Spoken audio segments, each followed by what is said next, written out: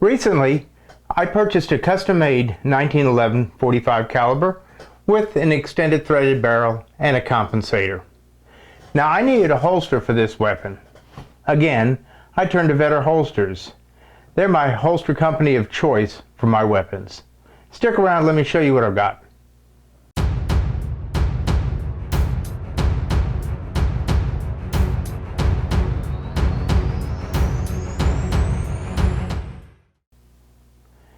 I own several holsters manufactured by Vedder in Mount Dora, Florida. All my weapons, my everyday carries and my non-everyday carries, have a Vedder holster that fits perfectly. So, it's only natural that I would turn to Vedder again for my next holster purchase.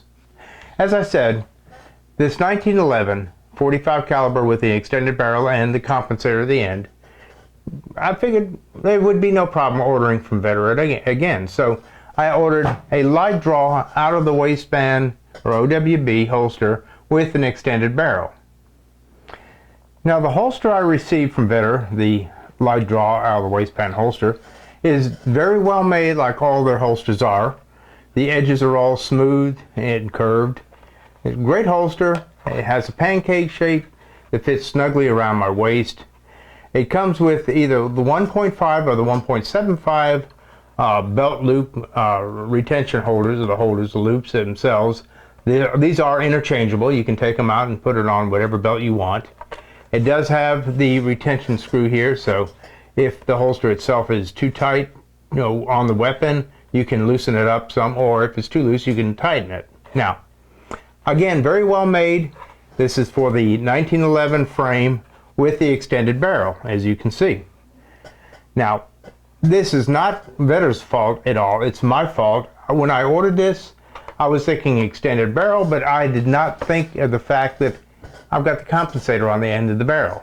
I don't know why I didn't think about that. I was just thinking that the slide, the frame, the slide that is, was going to extend all the way down. I should have known better. I've seen extended barrel holsters before. It just did not click for some reason. So, this weapon with the compensator on it does not fit. Does not fit this holster at all. As you can see, the trigger itself is exposed. Trigger guard's exposed. It's loose. It just slides out. It's not going to work. It's a no-go. However, should I take off the compensator? Let me just take this off real quick here.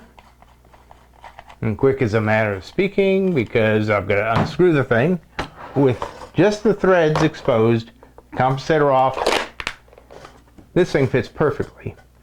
Again, if you were just to have the thread and probably the protector on the threads themselves, or just the frame of a 45 or whatever weapon you have, it'll fit snugly in the holster itself. Again, a very well made holster. I did have to loosen up the tension screw a little bit because it was a little too tight around the weapon. It was a little hard getting it out, but it comes out no problem at all.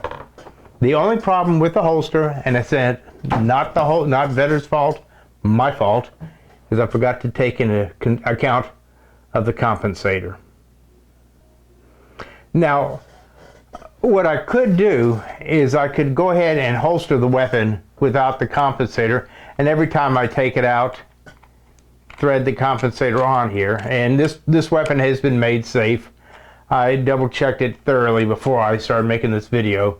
I am not going to muzzle my hand here and accidentally have a discharge and blow my hand off. No, not going to happen. So this weapon is safe. That's why I've got it. I'm handling it like I am. Now, I could holster the weapon, take it out, put the compensator on it again, back in business. That's kind of, pointless. Why bother?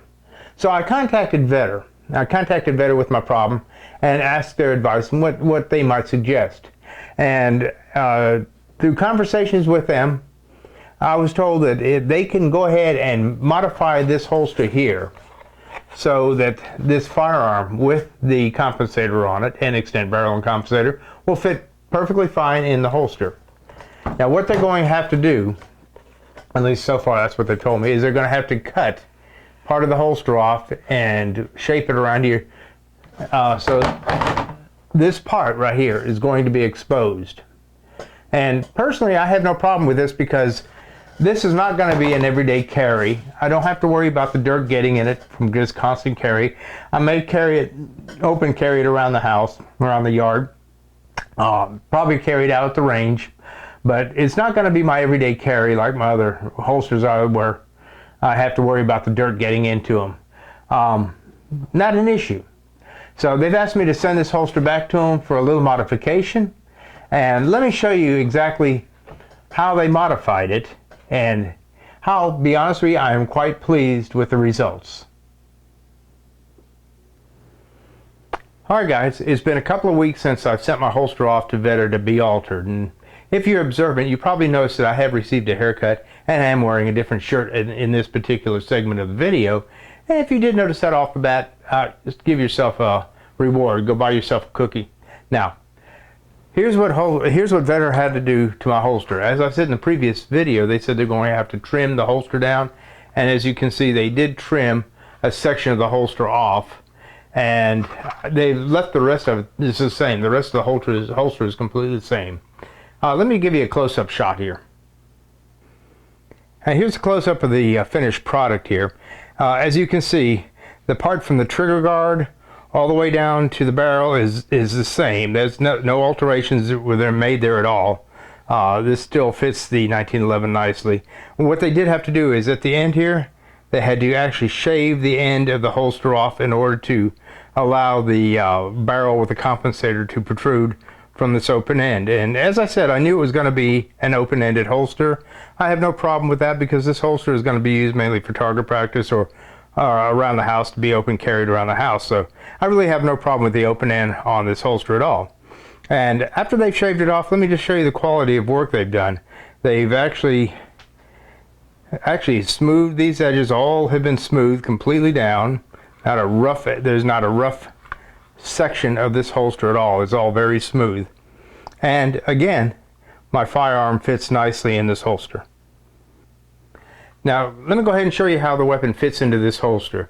The firearm has been made safe. I have the slide closed so I can put it in the holster, but this weapon is safe. There's nothing dangerous with it at the moment. But this holster, the gun fits right in that holster. Again, locks in tight. You can see it's not going to come out at all. And as you can see, the compensator does fit through the holster and through the open portion of the holster itself, which, like I said, again, I have no problem with. So let me go ahead and put this holster on with the firearm, and let me show you what it's like when it's on the belt. Okay, I've got the holster and the weapon on my belt. Belt is a little bit loose, but that's because I've got it adjusted for my in the waistband holster with my Smith & Wesson M&P 45. So that's why the belt may be a little bit loose. This is for demonstration purposes only.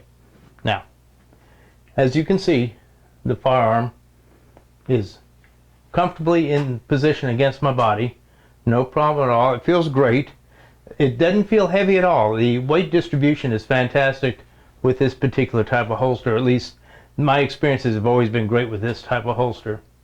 As you can see, the compensator does hang out from underneath the edge of the barrel here, or the holster that is.